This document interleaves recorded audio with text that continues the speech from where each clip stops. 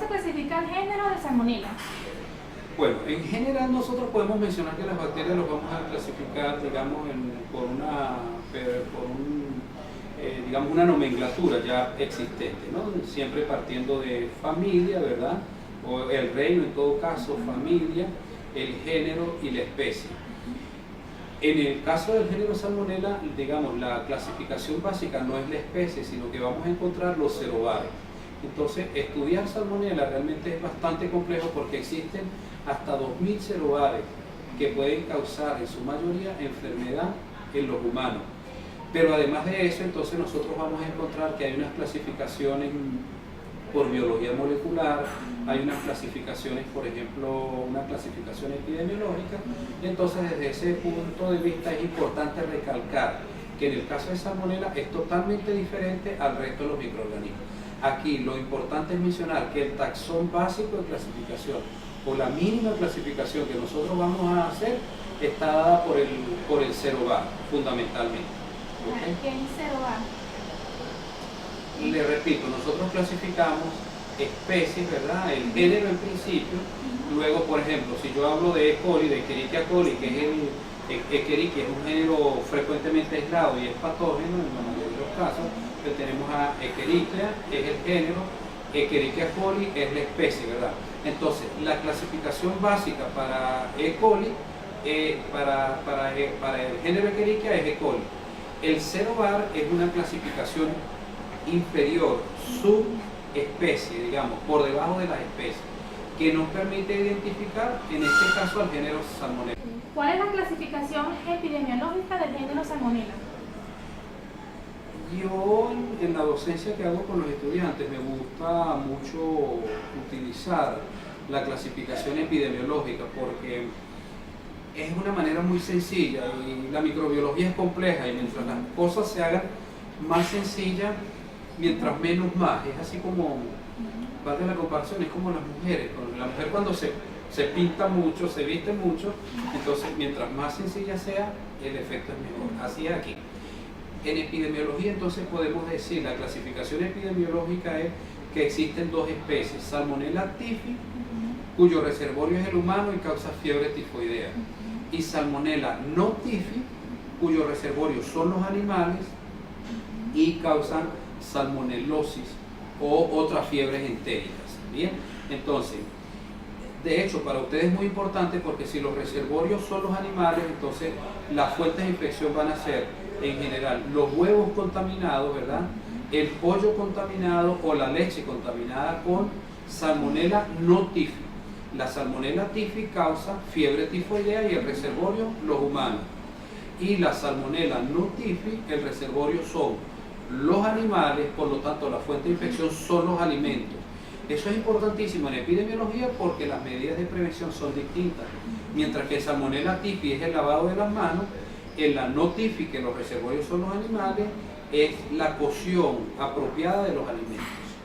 Eso es muy, pero muy importante y desde el punto de vista epidemiológico lo simplifica y para los estudiantes también, no solamente en medicina, sino para ustedes como estudiantes de ingeniería agroindustrial. ¿Cuáles son las enfermedades causadas por el género Salmonella? Ok, ya las hemos venido mencionando.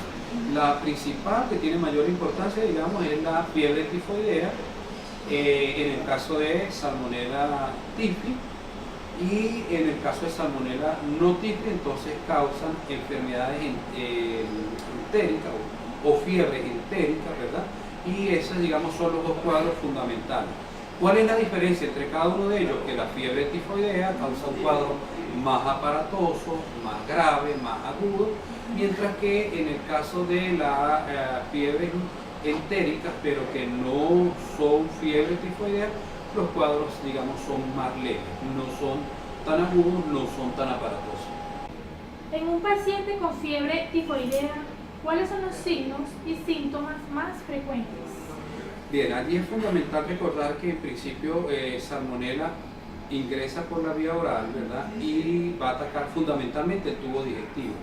Pero en principio el paciente incluso, en muchos casos, el paciente puede tener hasta enfermedades, digamos, a nivel del tubo digestivo, pero no diarreicas. Incluso el paciente puede asociar digamos, un síntoma, perdón, que es tenesmo. Es decir, el paciente tiene una sensación de evacuación, de deseo de que quiere evacuar, pero cuando va al baño realmente no lo hace. Entonces va a presentar lo que se llama una constipación, o sea que el paciente está duro. En principio el paciente tiene el deseo de ir al baño, pero no logra evacuar. Y en otros casos, entonces el paciente, como el nombre lo dice, fiebre, pues va a presentar fiebre, ¿verdad? Hipertermia corporal, generalmente por arriba de 38,5, 39 grados centígrados, dependiendo del cuadro, si es fiebre tifoidea o no tifoidea, será más o menos aparatoso.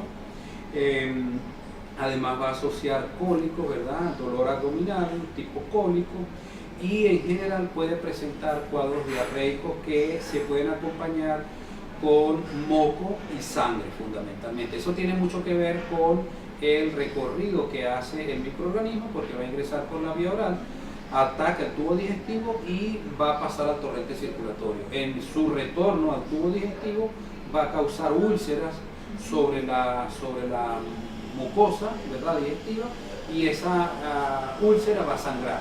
Por eso uno de los signos más frecuentes es evacuaciones líquidas, pero acompañadas además con sangre. Eso es importante porque clínicamente los médicos lo pueden diferenciar si es una diarrea viral que es eminentemente acuosa, la mayoría de los casos, como en un rotavirus, o una diarrea de tipo bacteriana, que es cuando hay moco fundamentalmente, y además en este caso se acompaña con sangre.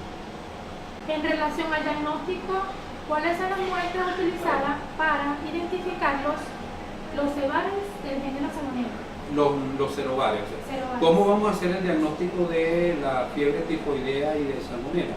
Bueno, fundamentalmente vamos a utilizar, como ya dijimos que la bacteria ingresa por la vía oral y es eliminado por las excretas, pues entonces vamos a recolectar una muestra de heces fundamentalmente.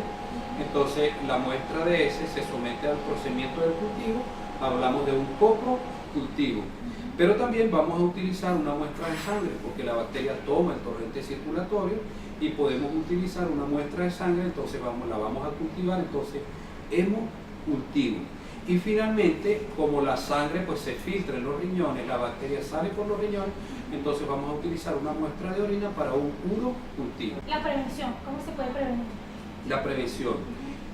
Fundamentalmente la vamos a hacer con medidas generales, entonces, como ya lo mencionamos anteriormente, en el caso de Salmonella typhi, un lavado de las manos apropiado fundamentalmente, tiene que ver con hervir el agua también, por supuesto, porque si, por ejemplo, las aguas están contaminadas, sobre todo, por ejemplo, una persona que, vamos a suponer, en Quibor, que cultivan, entonces los riegos, y si alguna población toma de esa agua, puede ser que el agua sirva para los riegos, pero no para la ingesta en humano. Entonces hervir el agua, ¿verdad?